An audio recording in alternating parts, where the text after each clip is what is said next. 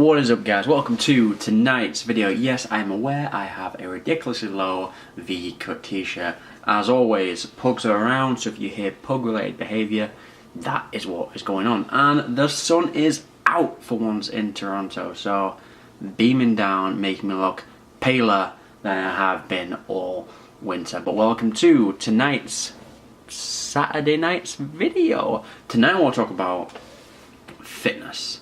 Something that I'm a massive enthusiast, I would say, about. I go to the gym 6 times a week. It's my main hobby. It's something I'm constantly researching, trying to get better at, trying to grow, and something that's not always been a part of my life. I've always been fairly athletic with football, almost said soccer, with football and rugby. I've always kind of been an active kid, but up to the age of kind of 20, dietary-wise, fairly unhealthy, and got a little bit chubby too, so it's past 8 years has been so developmental for me in fitness, getting better, understanding it, mainly understanding nutrition, because if you go to the gym, you're trying to make results, you're trying to build that fitness quote-unquote lifestyle, you will know that the nutrition side is the most important. However, me being a classic Scorpio, I don't know what that means, but people keep telling me that's a thing, but me being, I get obsessed with things. So you'll probably notice in my YouTube videos that I will go on runs and I'll put 5 videos out at a time. So I get obsessed quickly on little things. And with fitness, that quickly grasped into my lifestyle. And tonight I want to talk about how when fitness and the gym isn't always healthy and can be actually detrimental and very unhealthy. For me, like I said, started around 8 years ago. I first just wanted to lose the love handles around the old midriff. I just wanted to get rid of that. I wanted to get healthier. In my mind, getting healthy was losing weight. It was that typical magazine that a lot of females will read. I'm not saying all females that read that, but the majority, it'll be a female tagged magazine, and it will give you all these ridiculous weight loss stuff. So my whole thing was, basically, I was eating nothing but Weetabix and cold cuts of meat, like sandwich meat, like turkey, ham, pepperonis, all that random bollocks, and going for jogs. I'd go for jogs in the morning, 1 hour, 2 hour jogs, and I must have been, thinking back now, getting around 500 to 700 calories, and that for a 20-year-old man is so low. I was definitely in a unhealthy deficit, and I'd found myself crashing. I found myself falling asleep on the couch, on the sofa, and just feeling horrible and froggy. But I thought that was a way to lose weight. Did I lose weight? Yes, quickly, but that's always going to happen. And anything with these crash diets, which I'll do a separate video on crash diets, is never the answer. But what I want to talk about mainly, I quickly realized that that wasn't the way to go. That wasn't how you got fit, how you got healthy, how you did this. And I started pumping the irons, like lifting the weights. That's my Arnold Schwarzenegger accent. Get the cookie. Sometimes pretty good, sometimes pretty bad. But I started lifting the weights, started getting to the gym, started really enjoying myself. I remember going to the gym one time with my dad and going to the bench press, and I couldn't even put up 10 kilos.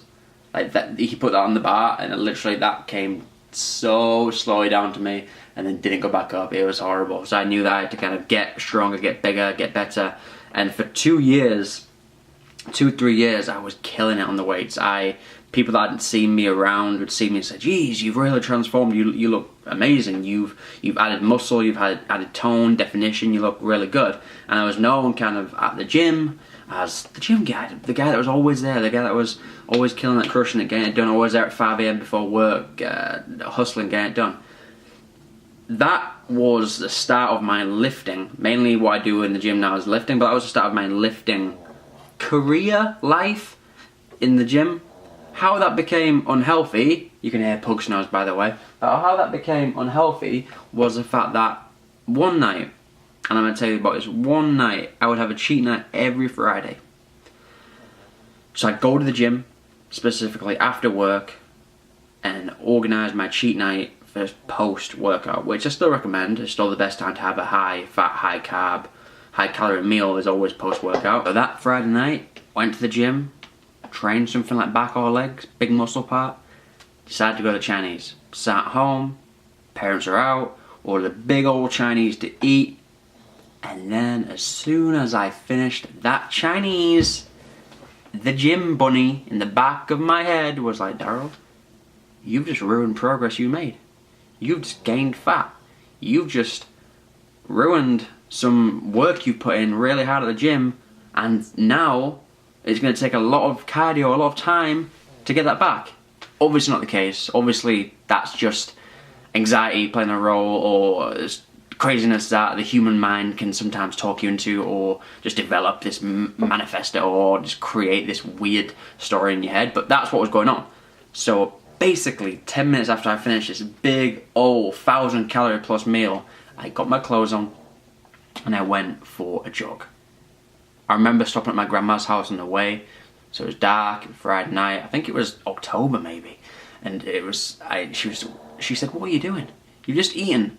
I had a massive stitch, I felt horrible, and I knew instantly that I'd made a mistake by going out, and one, I didn't need to, I'd already trained, and two, guys, one big meal, one cheat meal is not going to make you fat. Like, one salad is not going to make you thin, it's not going to make you lose weight, it's an accumulated thing. But in the back of my mind, I was in that unhealthy space, which I thought in turn at the time was healthy, and just kind of, no excuses, get it done, no days off, you don't deserve this, get it done. And it's that kind of obsessive mentality, which sometimes I still have a little bit now, but I will never go for a jog after a big old meal and force myself into an unhealthy predicament, which I'm still a massive believer. I have a hiatus hernia, which is in my stomach.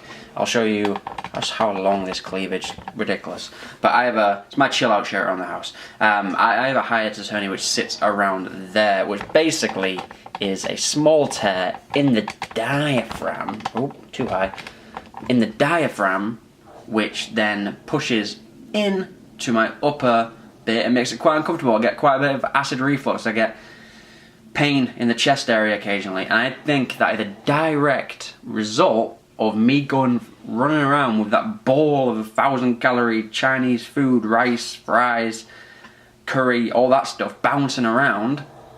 I'm a massive believer that that's the reason why. It's damaged the diaphragm, damaged the lining. So this is a reason, guys, when fitness, the gym, that mindset, getting it at no cost, going out, grinding, being better than the next person, can sometimes be unhealthy.